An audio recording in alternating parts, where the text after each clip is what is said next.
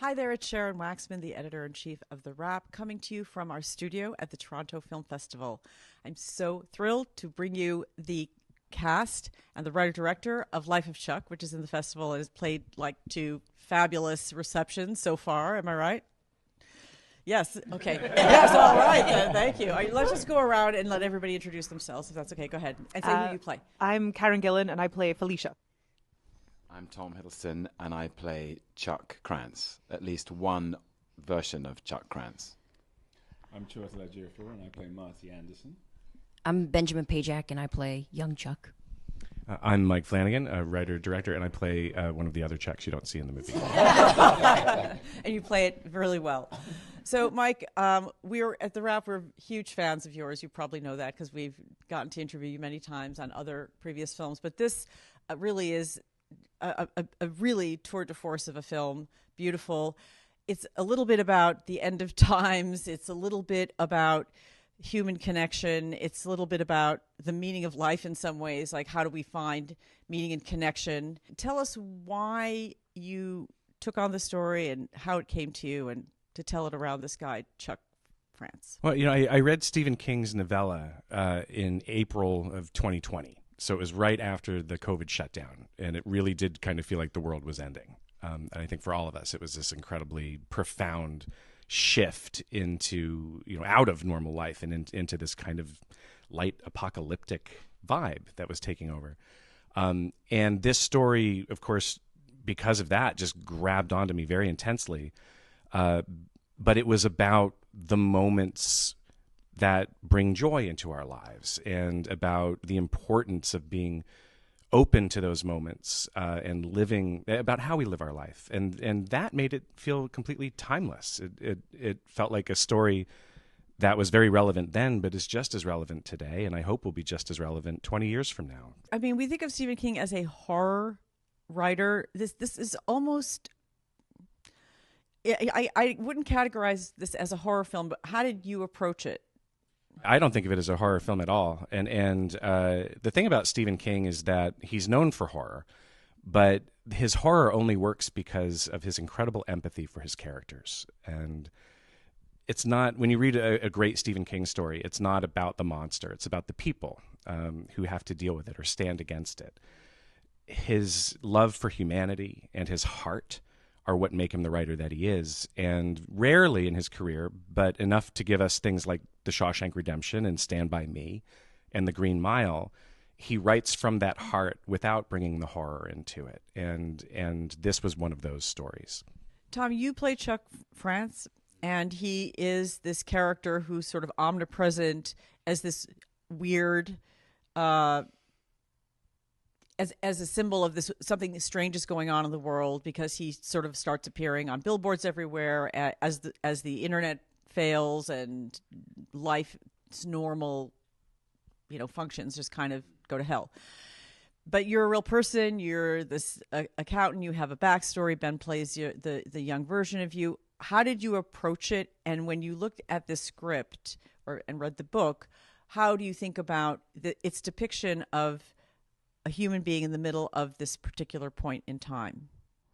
Well, first of all, I think Mike's first experience, Mike sent me the script and I sat down to read it. And I think, like any audience member, I was so compelled by the mystery. On page 1, scene 1, I was introduced to Marty and very soon to Felicia. And they're living in this very destabilized period in time where it seems like environmental disaster and technological breakdown and human separation is at its height. And Chuck Krantz keeps appearing on billboards, on radio advertisements. And like, I think, the audience, I wanted to know, who is Chuck? Who's Chuck? Because also I knew that Mike had asked me to play Chuck. So I was like, okay, who is Chuck? It seems like the apocalypse is happening, and who is Chuck? And I was so compelled. It's in the novella and it's in the film. Who is this man? Who is this mysterious, ubiquitous figure who keeps appearing, who seems so ordinary, seems like an ordinary businessman, and he's being given a send-off for retiring. 39 great years. Thanks, Chuck. And then you realize and I don't want to spoil things too much, but you realize that Chuck is an ordinary, and I mean this in the best way, I don't mean to diminish him or his life. He's an ordinary man, but in his ordinariness is a whole universe of constellations of relationships, connections between people, memories, experiences, of happiness and sadness, grief, loss, and joy, and that those, all those things that are contained in his internal world are like stars in the sky, and as he's dying, those stars are going out. Is that really it's about the life of one man that can represent all of our lives, and that each and every human life contains multitudes. Each and every human life contains interior constellations of connections and memories and joy, experiences of pain and loss and grief and sadness, but also love and family. And so as I approached it, I found the script incredibly moving. Truthfully, I found it also deeply thrilling because of the construction of the way the narrative unfolds, which is backwards. And then understanding that, in a way, my responsibility as an actor would be to present two things: to present somebody who, on the surface, in the external world, seemed very ordinary. Chuck Krantz, a accountant dressed in the armor of accountancy, grey suit, and probably unremarkable to the casual observer on the street, but on the inside, he's carrying this whole ocean of human experience, which could maybe resonate with every human experience. Well, beautifully put. Chiwetel, let's talk. Your character comes in as a teacher, and what is so effective, I think, about what you portray is that you are a guy who's not going to listen to all the bullshit, noise, nonsense. You're just kind of moving forward in your life as things are failing, internet's failing, television's failing, we're figuring out California is like falling into the ocean, things like that. But then when there's a turn, it's the audience is with you, through you, seeing, oh, this actually might be the end of the universe, and it's really chilling. So talk a little bit about how you think about the end of the universe, because I am interested in your thoughts, and then B, about how you sort of channel that in your performance. Yeah, thank you. I just thought that it was, I think that what intrigued me was how beautifully constructed it was, from the moment I started reading the script.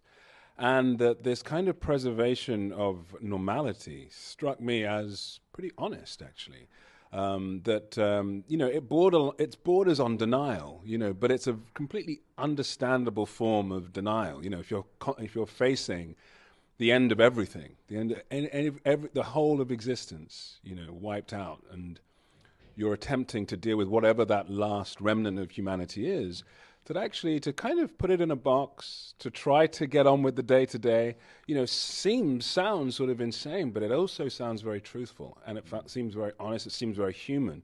And that's what I was immediately drawn to by Marty. And then this idea that as that develops and as it kind of gets worse, what he really starts to crave is this connection, is this idea of looking back at the people in your life that have really made a difference, that have really impacted you, and reaching out to them. And that's, this relationship that he has with his ex-wife, Felicia, and trying to rekindle that connection, re-understand that connection, without really discussing the relationship, without discussing the things that went wrong particularly, but with just sort of understanding that none of that matters, in a way. All that matters is the love, the connection to that. And it just, all of it struck me, and the way that the sort of character arcs, as you're sort of saying, that it's done with, there's a gentleness to that arc. You sort of follow his story, you follow their story, you follow their sort of deepening reliance on each other, in a very sort of beautiful and organic way. So I was really struck by that, and it reflects kind of what I feel about, existence in many ways, that actually that profound love is the only thing, it connects us all, it connects our sort of consciousness in that sort of Eastern philosophy sort of way, that is, that we're all part of the consciousness of another being, a much greater being, but we're all connected through that, and that's sort of, so the end of the world in this story is just the beginning of the story, and in a way, that's how I feel as well. That's beautiful. Karen, talk about your character and your relationship with Marty. And So I play Felicia. She is a nurse, and she's dealing with the end of the world as well. And many people are reacting in different ways, but a lot of people are actually taking their own lives. And she's sort of overwhelmed at the hospital. And she is the ex-wife of Marty. And I think with her, like she's a caregiver through and through. That's who she is at her core. And I think that extended to her relationship with Marty in many ways. And then I guess they reconnect when they sort of feel like it is time for the end of everything, and have a kind of beautiful conversation, and a beautiful few moments together before the actual end. And it's just a lovely kind of beat where you're just seeing two people seeking out that connection, and everything else falling away, and all that matters is a strong connection with someone that you love in some way. it's a really beautiful scene and beautifully shot and conceived. Ben, how old are you? 13. Okay. What do you think about the end of the world? Well, it's funny you mentioned this. I was actually watching a video the other day on, how the universe could end. And one thing that stood out to me is that a lot of people said it would die in ice, that it would not go out in sort of an anger, fiery way. I do kind of believe that, at the end of time, it will sort of be beautiful, and it won't be, something that we look on like, why is this happening? Why is this happening to us? What did we do to deserve this? And I think that, at least how I look at how, humans look at our race and why we're here, we're all here for the same purpose. It's just to live, and to enjoy our time here. And I think that this story kind of, I haven't seen it yet, but I'm sure it's amazing. But no, I'm going today. And We're going from here to there. You are amazing in it. But no, Have none of you guys seen it? I haven't seen it yet. Yeah, we saw it last time. You have. Yes. Yeah. Yes. But Benjamin, keep going, because it may be the wisest thing I've heard this year. Yeah. But no, yeah, I think, everyone who is involved on this film, I didn't get to work with everyone on the film, but I know that, one of the things that I definitely saw was that everyone definitely was in the right state of mind, and they knew how to portray that on screen, and they came to work every day and were, emotionally prepared for the scenes that we were doing. I mean, it's a very heavy script that we were talking about, and I think that the way that this was put together with Mike, Eben, our cinematographer, I mean, it was put together in a way that was so right in a way, and it formed really well, and everyone kind of came to the script in a great way. On a brighter note, Tom does some incredible dancing in this film. So does and Benjamin. so does Ben. That's what I was going to get Yeah. to, is that you guys both are incredible dancers. How did you train together? Did you? Can I say something about Benjamin quickly? So I had the good fortune of being, we share the responsibility for Chuck, right? It's with Jacob. Yep. It's a three-way thing. very sweaty, so. Yeah, that's okay.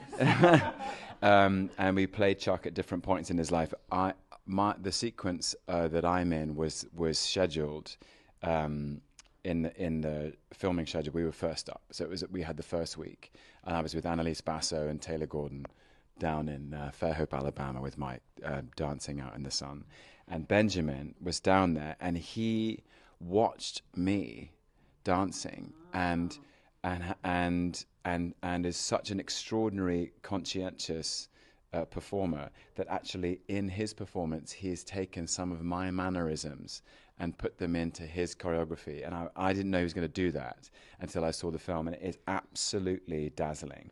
Like, just because I didn't realize he was watching me so closely, and these are just little things I was doing. You are both delightful dancers, completely unexpected. This guy is Fred Astaire. Well, I didn't know you could dance. Him, I never met. So anything he does will surprise me and will surprise the audience. Thank you so much, Life of Chuck people, for coming. Great film. They're going to pull you because you've got to get to your screening, but I hope that you get as great response to it as you've gotten so far, all the way down the line, because it's a really wonderful piece. Thank you so much. Thank you so much, Sharon. Thanks so much.